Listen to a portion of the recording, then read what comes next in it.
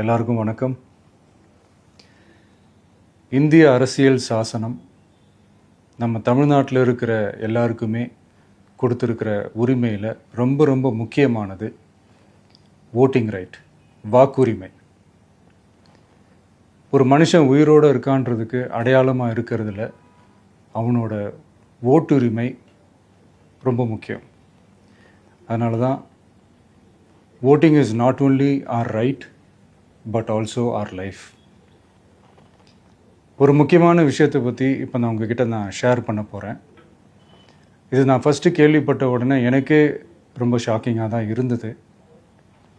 இப்போ நான் பேசிகிட்டு இருக்கிற இந்த நேரத்தில் தமிழ்நாட்டில் இருக்கிற நம்ம யாருக்குமே ஓட்டு போடுற உரிமையே இல்லைன்னு சொன்னால் நம்புவீங்களா? நான் நீங்கள் உட்பட யாருக்குமே அது இல்லை.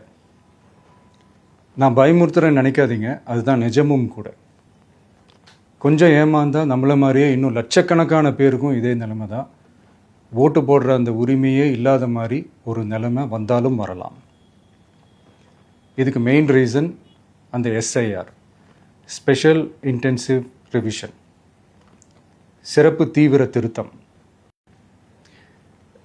இப்போது இந்த எஸ்ஐஆர் நம்ம தமிழ்நாட்டில் எப்படி ஒர்க் ஆக போகுது?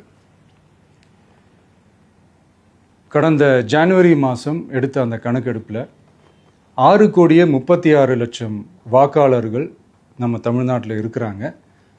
ஆனால் அவங்க யாருக்குமே இந்த ஓட்டு போடுற உரிமையே இல்லை. அந்த பிஎல்ஓன்னு சொல்லுவாங்க, பூத் லெவல் ஆஃபீஸர்ஸ், வாக்குச்சாவடி நிலை அலுவலர். அவங்க தான் வீடு வீடாக போய் அந்த ஃபார்மை கொடுப்பாங்க. அதை நம்ம ஃபில்அப் பண்ணி கொடுக்கணும். அதை தேர்தல் ஆணையம் அதை எடுத்துகிட்டு போய் அதை ஸ்க்ரூட்டினைஸ் பண்ணி அது எல்லாமே கரெக்டாக இருக்கான்னு செக் பண்ணி பார்த்ததுக்கப்புறம் அந்த வாக்காளர் பட்டியலை வெளியிடுவாங்க. அந்த வாக்காளர் பட்டியலில் நம்ம பேர் இருக்கணும், அப்போ தான் நம்மளால் ஓட்டு போட முடியும்.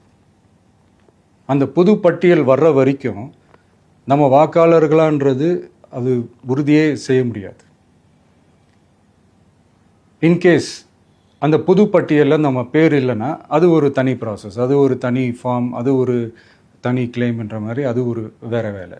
ஸோ இந்த மாதிரி நிறைய சிரமங்கள் குழப்பங்கள் இருக்கிறதுனால மக்களுக்கு இது மேலே ஒரு கன்ஃபியூஷன் ஒன்று இருக்குது. இது என்ன வெரிஃபிகேஷனா இல்லை ஒரு மறைமுக ரீரெஜிஸ்ட்ரேஷனா இல்லை இது ஒரு நியூ ரெஜிஸ்ட்ரேஷன் மாதிரியே தானா அப்படின்ற மாதிரி நிறைய கன்ஃபியூஷன் இருக்குது. அவங்க செய்ய வேண்டியதெல்லாம் ஒன்றே ஒன்று தான். இந்த மாதிரி வீடு வீடாக போய் அந்த என்யூமரேஷன் ஃபார்ம் நம்ம ஃபில்அப் பண்ணி கொடுக்கும்போது அதுக்கான அக்னாலேஜ்மெண்ட்டை அந்த பிஎல்ஓ அந்த ஆஃபீஸர்கிட்ட இருந்து நீங்கள் வாங்கிக்கணும். அது ரொம்ப ரொம்ப முக்கியம். இது நான் சொல்கிறது வாக்காளர் பட்டியலில் ஆல்ரெடி உங்கள் பேர் இருக்கிறவங்களுக்கு நான் சொல்கிறேன். இப்போ புது வாக்காளர்கள், ஃபஸ்ட் டைம் ஓட்டர்ஸ், அவங்களுக்கு ஃபார்ம் 6ன்னு ஒன்று இருக்குது. அதை நீங்கள் ஃபில்அப் பண்ணி நீங்கள் உங்கள் ஏரியாவில் இருக்கிற சம்மந்தப்பட்ட அந்த உங்கள் அலுவலகத்தில் நீங்கள் டைரெக்டாகவும் சப்மிட் பண்ணலாம், இல்லை நீங்கள் ஆன்லைன்லேயும் சப்மிட் பண்ணலாம். அப்படி ஆன்லைனில் நீங்கள் சப்மிட் பண்ணிங்கன்னா அதுக்கான ஸ்க்ரீன்ஷாட்டை எடுத்து வச்சுக்கோங்க. ஃபோனில் மெசேஜ் வரும், அதை சேவ் பண்ணி வச்சுக்கோங்க. அப்ராடில் இருக்கிறவங்க கூட அந்த எஸ்ஏஆர் ஃபார்மை டவுன்லோட் பண்ணி நீங்கள் அதை ஃபில்அப் பண்ணி சப்மிட் பண்ணலாம். அதுக்கான அக்னாலேஜ்மெண்ட்டை வாங்கி வச்சுக்கோங்க. ரொம்ப முக்கியமாக உங்களோட பிஎல்ஓ அந்த ஆஃபீஸர் யாருன்னு தெரிஞ்சு வச்சுக்கோங்க. இந்த தேர்தல் ஆணையம் அந்த வெப்சைட்டில் போனீங்கன்னா அந்த பர்டிகுலர் பிஎல்ஓ ஆஃபீஸரோட ஃபோன் நம்பர் கூட நீங்கள் எடுத்து வச்சுக்கலாம்.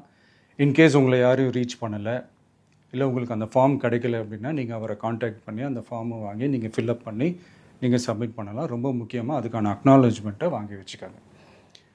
இது எல்லாமே சரியாக செஞ்சாலும் இந்த எஸ்ஐஆர் மேலே சில டவுட்ஸ் இருக்குது. அது என்னென்னா, இந்த 6,36,00,000 வாக்காளர்களுக்கு ஒருத்தர் விடாமல் இந்த ஒரே மாதத்துக்குள்ளே எப்படி எல்லாருக்குமே அந்த ஃபார்ம் போய் ரீச் ஆகும்? ஒன்று. ரெண்டாவது, நீங்கள் வரும்போது வீட்டை பூட்டிட்டு வேலைக்கு போயிட்டு என்ன பண்ணுறது? இப்போ நீங்கள் வருவீங்கன்றதுக்காக வேலையெல்லாம் விட்டுட்டு வீட்டுக்குள்ளேயே உட்காந்துட்ருக்கணுமா? ஸோ இதில் மெயினாக பாதிக்கப்பட போகிறது உழைக்கிற மக்கள், ஏழைகள், வேலைக்கு போகிற பெண்கள். இவங்களுக்கு யார் கரெக்டான அந்த பதில் சொல்ல போகிறது? ஒரு நியாயமான எஸ்ஐஆர்னால் என்ன நடக்கணும்? இப்போது இறந்து போனவங்கள மார்க் பண்ணி அதுலேருந்து டிலீட் பண்ணணும். இப்போ போலி வாக்காளர்கள் இருந்தாங்கன்னா அவங்கள மார்க் பண்ணி டிலீட் பண்ணணும். இப்போ ஆல்ரெடி ஓட்டு இருக்கிறவங்களுக்கு எதுக்கு இந்த ரெஜிஸ்ட்ரேஷன் என்ற பேரில் இவ்வளவு குழப்பங்கள் அப்படின்றது தான் இங்கே கேள்வி. இப்போ புதுசாக வர வாக்காளர்களையோ இல்லை ஓட்டு இல்லாதவங்களையோ சேர்த்தா பத்தாதா?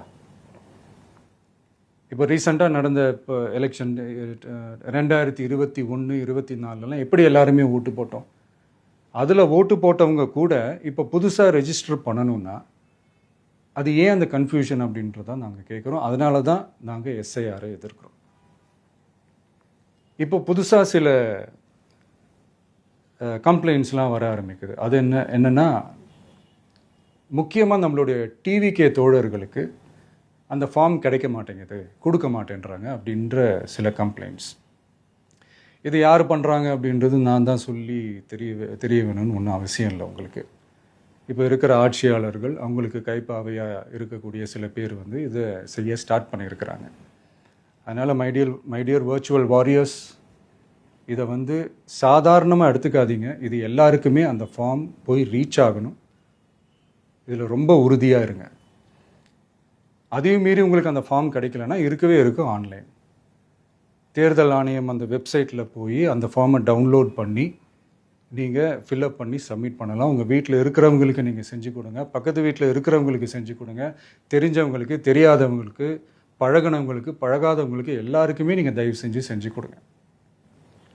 அண்ட் ரொம்ப முக்கியமாக நம்ம ஜென்சி கிட்ஸ், நம்ம ஃபஸ்ட் டைம் ஓட்டர்ஸ், நம்ம புது வாக்காளர்கள், நம்ம நண்பா நண்பிகள், அவங்க ரொம்ப கேர்ஃபுல்லாக இருக்கணும்.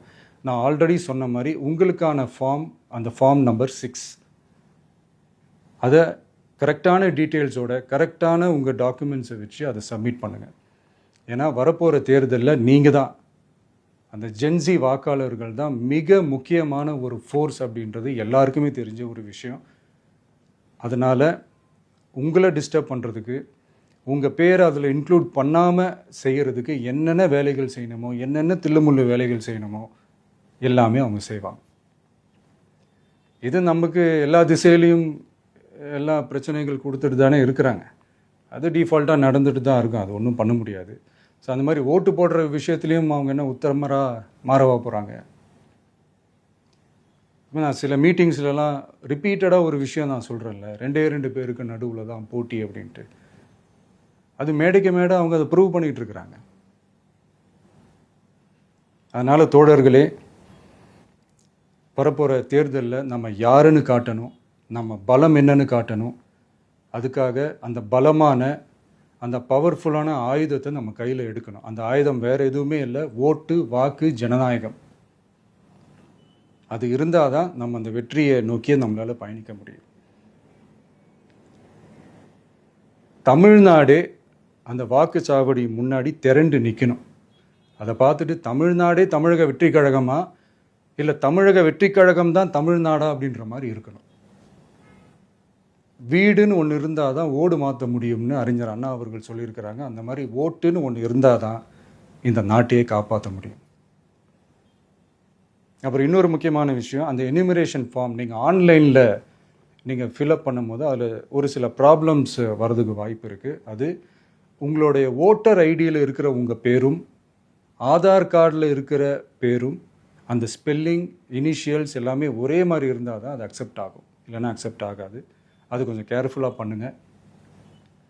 அது கொஞ்சம் யூசர் ஃப்ரெண்ட்லியாக இருக்கலாமேன்னு கேட்டதுக்கு அதெல்லாம் முடியாது, அதுக்கெலாம் வாய்ப்பு இல்லை, அதுக்கெலாம் ஆளுங்க இல்லை, பண்ண முடியாதுன்னு ரிப்ளை பண்ணிட்டாங்க.